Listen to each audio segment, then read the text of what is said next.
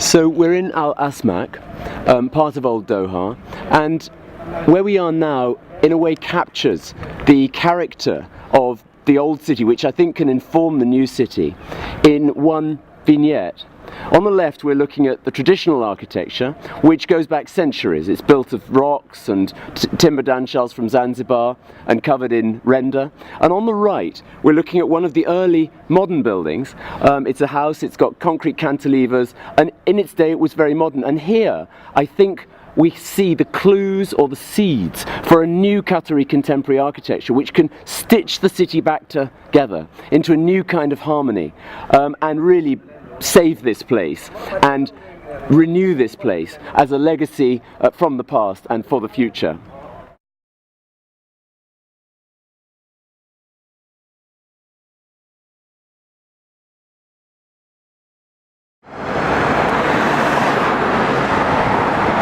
So this is West Bay, and I think this could be a really good place for people in the city in the future. What it needs is urban edges to provide shade, to provide shop fronts, to provide crossings, and to create a comfortable streetscape for people to move through and enjoy the city.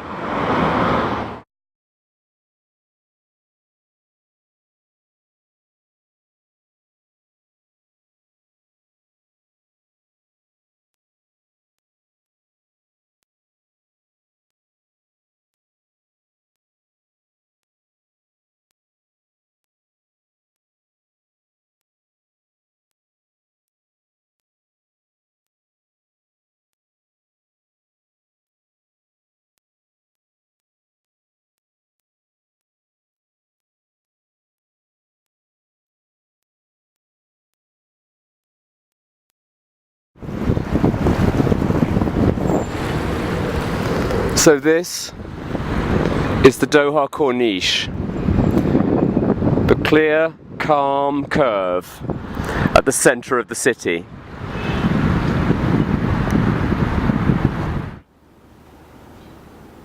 The city of Doha has a strong sense of centre, and the centre is made up of three parts: Old Doha, New Doha or West Bay, and the Doha Corniche, which sets up this wonderful dialogue between the old and the new, between the land and the sea. It's almost like the two chambers of a heart and the lung, without which the city wouldn't have a life. Old Doha is an amazing place. It holds the memory of the city. It's where the city began and from where the city grew. And I do ask whether this is Qatar's greatest heritage asset, at least in terms of living urban heritage. The process of regeneration and renewal has already begun in Old Doha, very much so, with Souk Waqif and Musharraf, which is now well underway.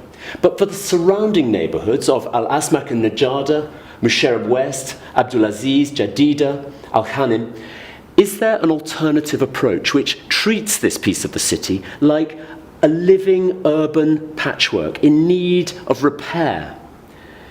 It is a complex collage indeed, a collage of new and old, of large and small, and is there a new kind of harmony which can be created here in Old Doha, where a Qatari contemporary architecture builds on renovated, conserved and preserved old buildings and streetscape to create a most wonderful legacy for the future of the city.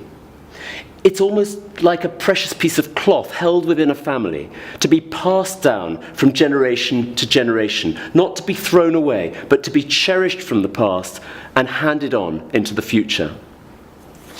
West Bay is economically a thriving place. It looks fantastic on the skyline, looking across the water, but as a place to be for a pedestrian, it is difficult. It's hard to find shade, it's hard to find one's way around, it's hard to cross the road.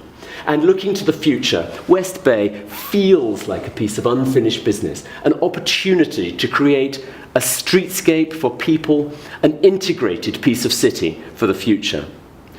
The third piece of the centre is the bay. It's the Corniche, and that curve, that crescent, really is the defining motif of the city. It feels like the calm, creative space at the centre of the city, the gathering place for the city, and it is the embrace of the city, the thing which holds both the centre and the wider city together. The Corniche is also, of course, the great connector. It's the connector of the roads coming into the centre. It's the connector of Old Doha and West Bay. And can these connections be enhanced and reinforced for the future?